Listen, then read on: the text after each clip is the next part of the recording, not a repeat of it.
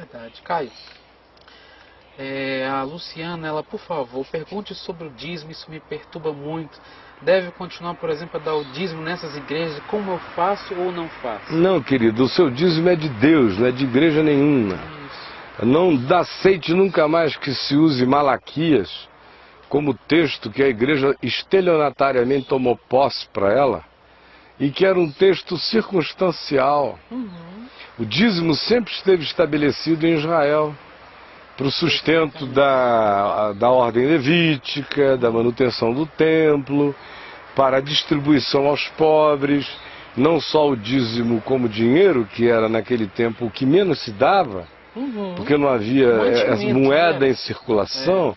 Então o indivíduo pegava o dízimo do que ele tinha produzido na terra, ou o dízimo do seu rebanho, dos seus grãos, da sua produção, e levava para o templo, porque era disso que a classe sacerdotal comeria, antes de se tornar uma indústria extraordinária, que foi aquela que Jesus encontrou no templo, onde até casa de câmbio tinha. Porque tinha um negócio inteiro rolando no templo. Tinha o pessoal que vendia as ovelhas 10 vezes mais caras, porque o pobrezinho do pobre, às vezes não conseguia carregar a ovelhinha dele lá do norte de Israel, a pé numa caravana para sacrificar no templo. Então chegou um momento que foi ficando mais prático comprar no templo a ovelha. Agora aquela passagem, cara, lá, se eu não me engano, está em Deuteronômio, onde diz que se fosse muito distante, ele deveria pegar aquela quantia, aquele valor, aí sim transformava aquilo em moeda e faria uma festa. Então esse tipo de passagem bíblica, a gente nunca escuta hoje. Não, o que aconteceu foi o seguinte: os evangélicos fizeram de cada igreja local, essa que tem porta, placa escrita, primeira não sei de que, fizeram disso réplicas do templo de Israel dos dias de Salomão.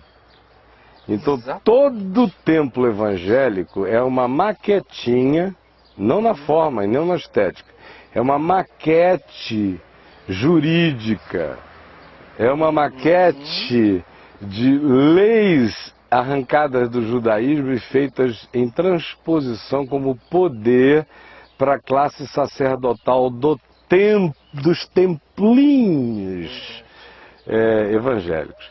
E ungiram aquelas edificações, aquelas construções, aqueles prédios, como sendo o templo-estado que tinha se tornado o templo de Israel, especialmente depois da volta do cativeiro em Babilônia. Porque antes do cativeiro em Babilônia, enquanto o templo estava erguido, o templo de Jerusalém não era a Receita Federal. Não era ainda o lugar, o cofre de convergência das riquezas. Era só o que era devido ao ofício do templo que para lá ia. Foi depois do cativeiro em Babilônia, com a cidade toda destruída, a primeira medida foi tentar reparar os muros. A segunda, vamos tentar construir, não era nem um templo, era quase uma capela. Tanto é que quem tinha visto o primeiro chorou diante da visão do segundo. E aquele templo ali, numa desorganização total, porque não havia mais rei, não havia mais um Estado estabelecido, a única ordem prevalente era a da sinagoga, que tinha sido desenvolvida durante o período do cativeiro em Babilônia. Antes disso não havia sinagoga em Israel. Ela foi um substitutivo para ensinarem a Torá na terra estranha, onde não havia templo, nem lugar de culto, nem lugar de sacrifício. Aí eles voltaram e a sinagoga voltou com eles. E o templo ganhou agora esse papel, em função das circunstâncias desorganizadas, de um centro de convergência, virou um templo-estado. Levar o dinheiro para a casa do tesouro, conforme Malaquias diz, tem esse contexto. Só que, no Novo Testamento, tudo isso acabou. No Novo Testamento, ninguém deve mais dinheiro a nenhum templo nem a algum lugar. No Novo Testamento, dinheiro, que é chamado de Deus, de Mamon, é algo que o crente coloca sob o senhorio de Cristo, porque aquilo ali é uma potestade que precisa ser pisada e colocada no seu lugar de submissão. E o lugar de submissão dela é o lugar de serviço à solidariedade, à generosidade, ao amor, à ajuda, à ternura fraterna, ao socorro aos necessitados.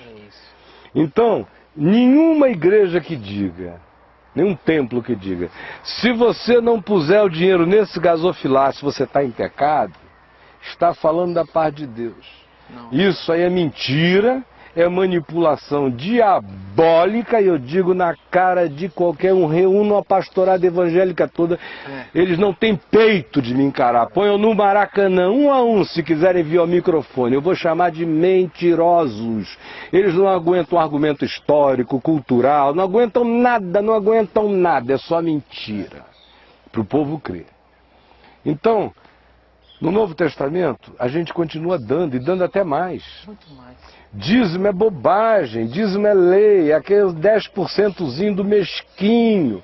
É igual a lei do divórcio, foi dada por causa da dureza do nosso coração. Porque do contrário, era para o cara pegar o que ele precisa para comer, beber, vestir, cuidar da sua casa, e o resto do produto facilitar a vida humana. É assim que devia ser. Esse é o espírito do Evangelho. Então no Evangelho, doação é livre. Assim como a do samaritano foi livre para quem estava caído. A gente, obviamente, usa de bom senso.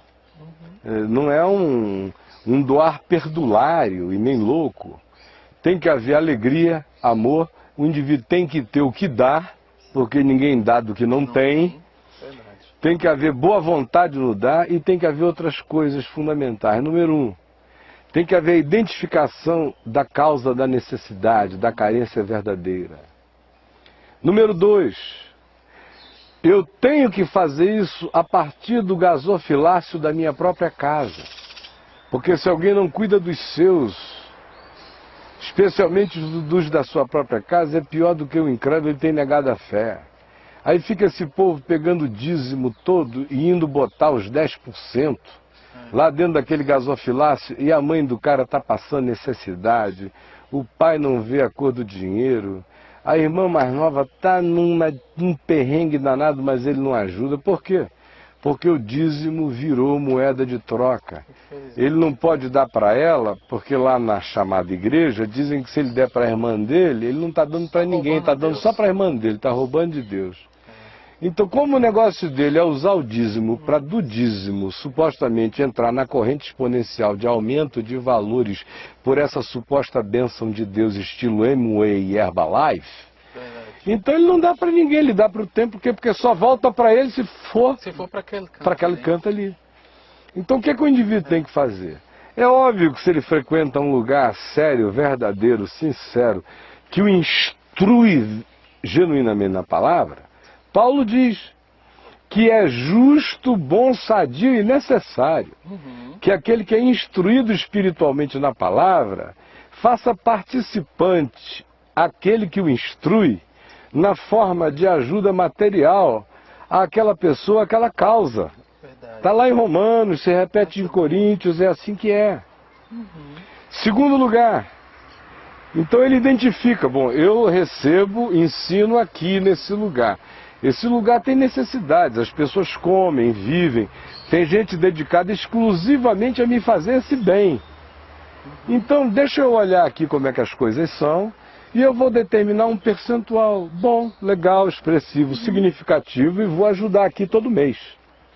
Agora, tem uma outra área que tem a ver com o exercício da minha espontaneidade de fé, de amor, de misericórdia, que é sadio que eu guarde não na poupança, que é sadio que eu guarde para andar de olhos abertos, como João recomendou, para que se eu vir o meu irmão passando necessidade, eu tenha com que socorrê-lo.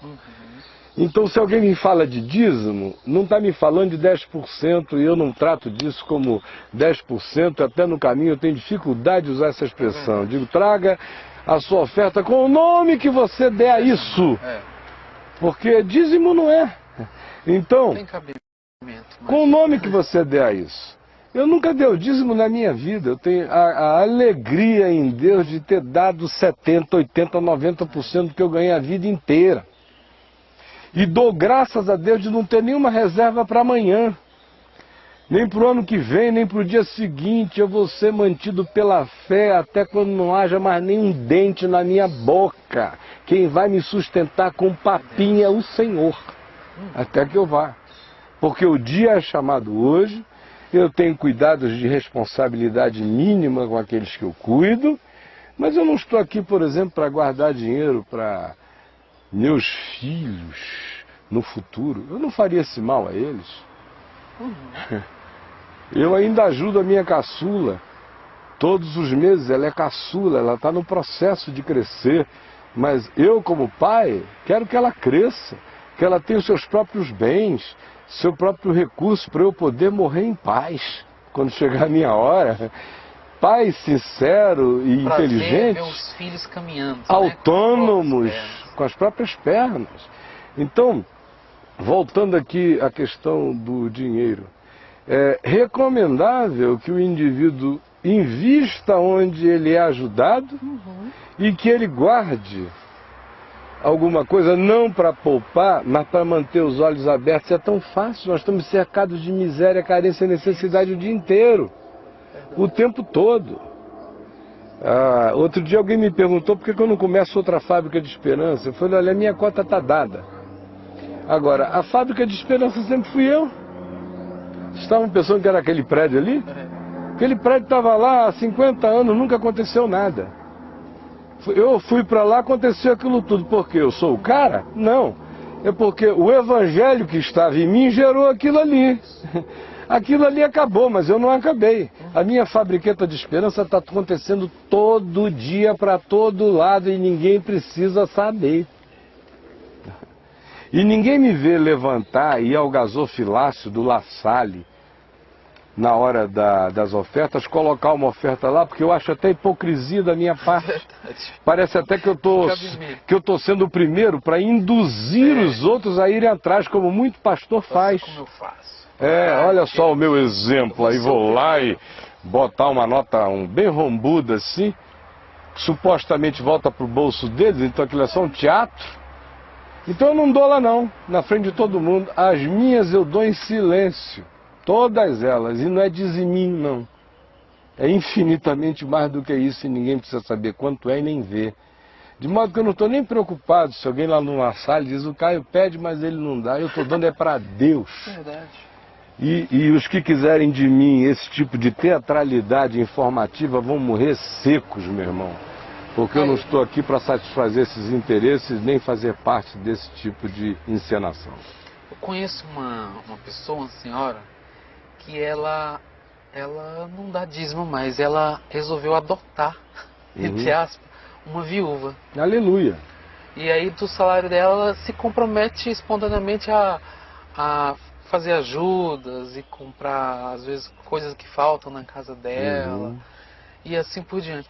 Eu vejo isso muito mais poderoso, infinitamente. Extremamente mais agradável ao Senhor. E aquele que dá ao pobre empresta a Deus.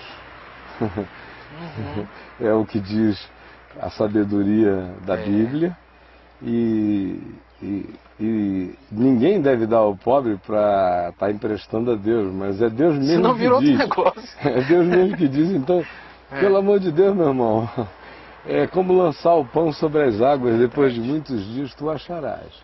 No entanto, eu recomendo, se a pessoa é um discípulo, é um cristão, ela se alimenta genuína e verdadeiramente do Evangelho em algum lugar, ela reconhece alguma fonte de emanação, de instrução da palavra para ela também não deve se alienar Pro outro extremo. Pro outro extremo. É daí que eu estou sugerindo o bom senso, que é uma recomendação bíblica.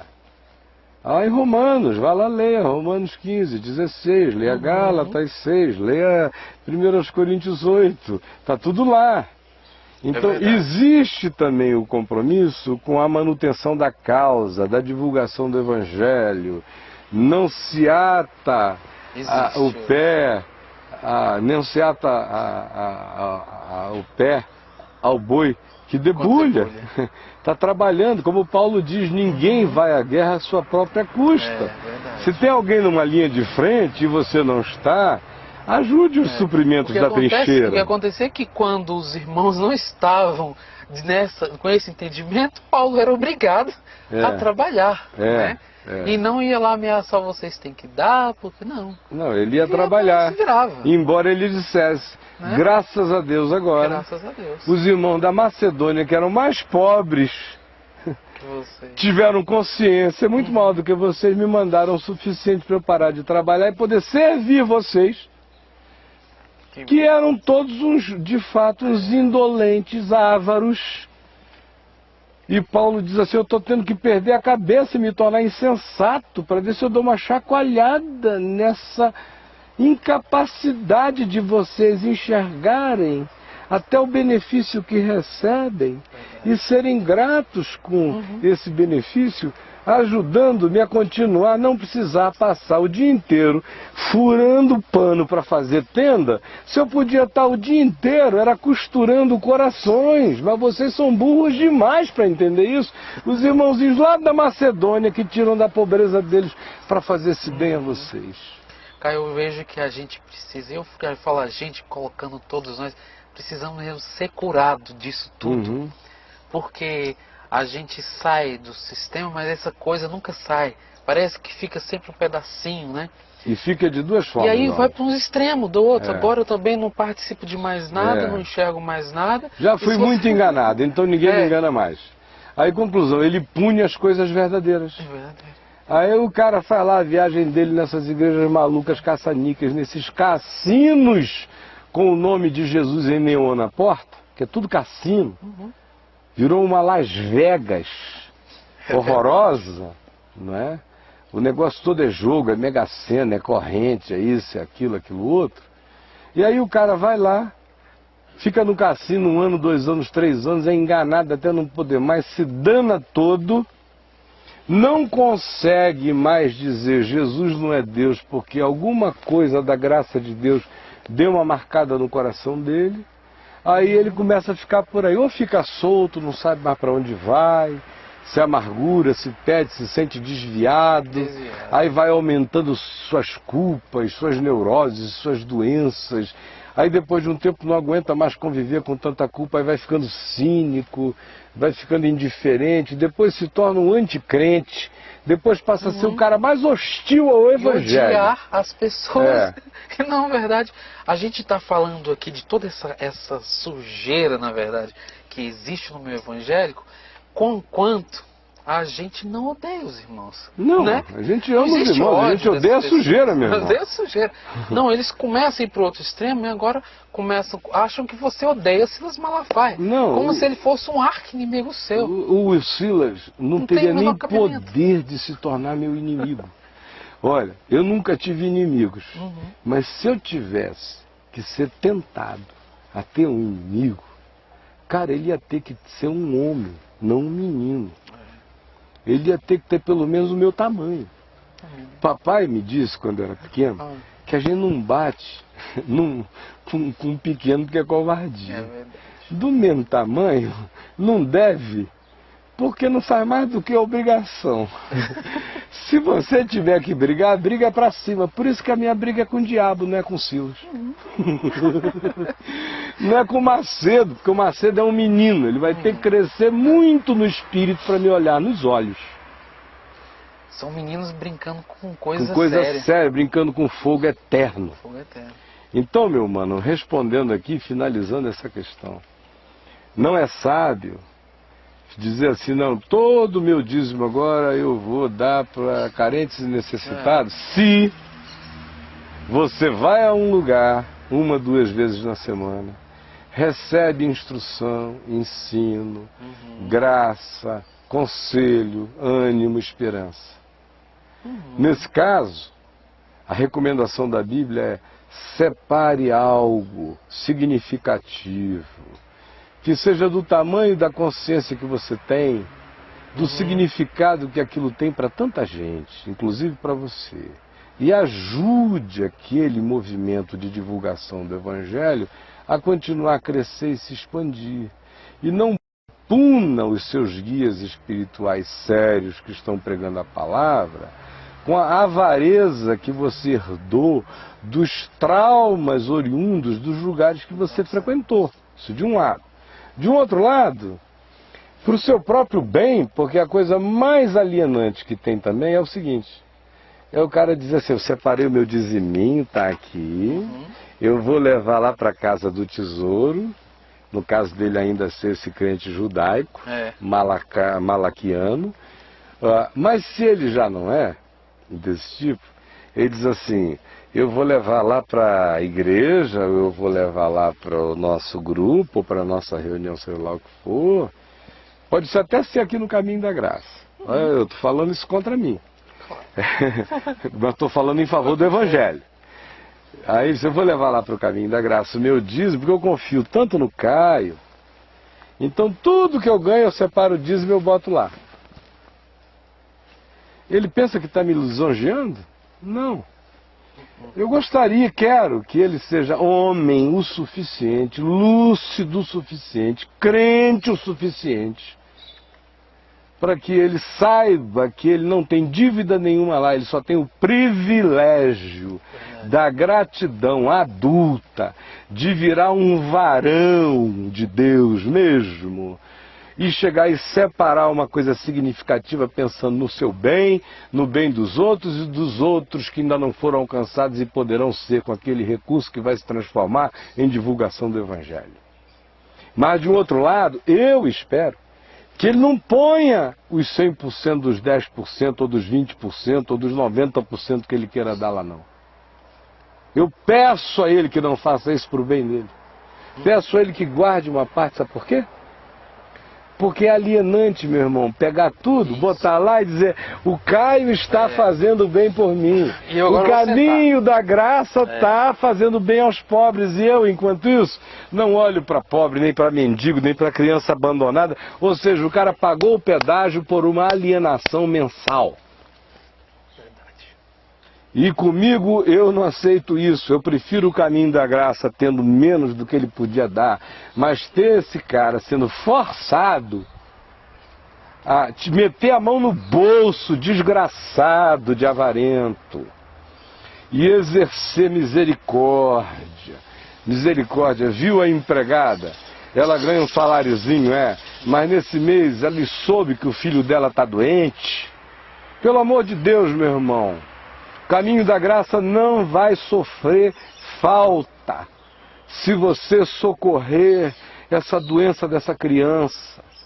Ao invés de deixar a bichinha ali com a merreca do salário, filhinho doente, e pegar esse dinheiro e dizer é corban, é para Deus.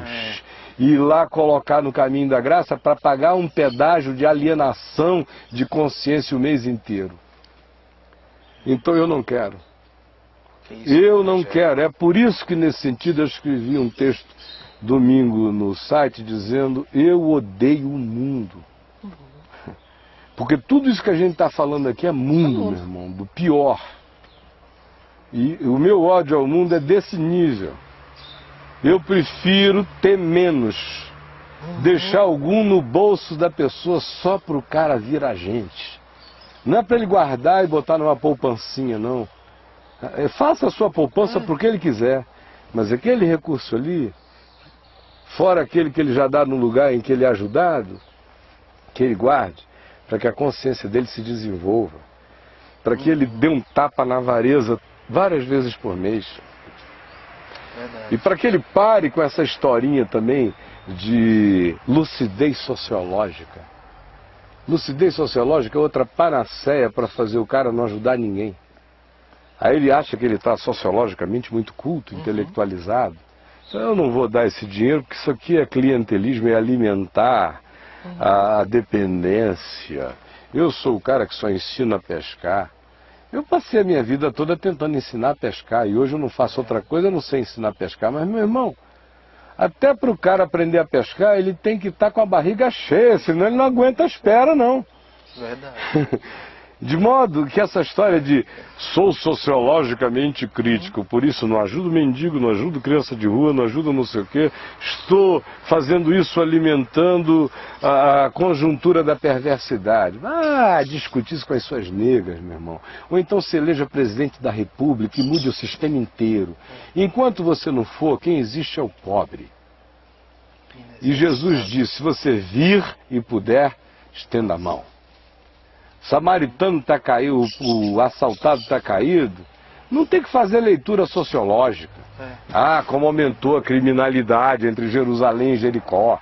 Vamos organizar uma ONG para combater a criminalidade. Vamos fazer uma passeata descendo de Jerusalém para Jericó, todo mundo de branco dizendo paz, paz, paz, ou então com cruzes pretas. Vamos, nada disso, só balela, tá caído, levanta, o dinheiro está no teu bolso. Unge o homem com o teu recurso e o levanta dali em nome de Jesus. Até porque a diferença desse suposto mais bem-sucedido e do pobre, pelo menos para mim, é a misericórdia de Deus. Ele não tem nada mais do que o outro. Ele só não foi assaltado. Ele está ali no caminho. Porque se ele for assaltado, ele pode ter a grana que tiver, o Bill Gates. Mas, meu irmão, se ele subir no complexo do Alemão e ninguém souber que ele tem aquela grana toda, porque se souber, eles sequestram para pegar o dinheiro. Mas se não souberem que ele tem a grana toda, o que vai acontecer é que ele vai levar um pau danado, vai ficar estendido no chão e vai ter um monte de crente passando pelo gringo todo ferido e vai dizer, eu não vou parar porque o dono do morro pode achar que eu estou contra ele por estar socorrendo esse gringo, eu vou descer, ou eu vou orar por ele ali no templo, ali embaixo no pé do morro, ou eu vou não sei o que, a mais. Se o Silas Malafaia souber que o Bill Gates desconhecidamente levou uma surra no alemão e está jogado lá, ele não vai subir o alemão para levantar nenhum caído e mendigo, mas o Bill Gates ele contrata um helicóptero para pegar e resgatar, porque é a chance que ele tem de se tornar sócio da gratidão do Bill Gates e da Microsoft. Eu só estou citando o nome dele porque ele sabe perfeitamente que eu sei, e ele sabe que é assim que ele faz. e ele não me é um desconhecido. A gente já se sentou à volta da mesa muitas vezes. E as nossas conversas, meu amigo, tem gente que pensa que eu sou ousado. Eu não sou não. Eu só conto o que eu vejo e sei. E não conto nem 1% do que eu vejo e sei. Eu conto para quem, estando fazendo essas coisas, enganando os outros, precisa daquela fala de Paulo. Chamar o cara de Himeneu, de Fileto, de James, de Jambres, de Demas, de Alexandre o Latueiro. Esse tipo de gente que Paulo chamou pelo nome, nas cartas eu chamo pelo nome em qualquer lugar. Enquanto estiver enganando o evangelho, pervertendo a palavra, fazendo uma sublevação de estranhos, agregando ao evangelho o que ele não tem, roubando do evangelho o que ele não tem, anunciando essa mentira, manipulando o povo, impondo profecias da mentira e do diabo, profecias geradas pelo espírito de Mamon. Eu digo a eles, vocês estão repreendidos em nome de Jesus e preparem-se, o dia da luz está chegando. E ninguém brinque com isso, porque de Deus não se zomba, aquilo que o homem semear, isso também ceifará. E vocês estão semeando morte, corrupção, engano, manipulação. Estão enganando? Paulo diz que o enganador é o maior enganado.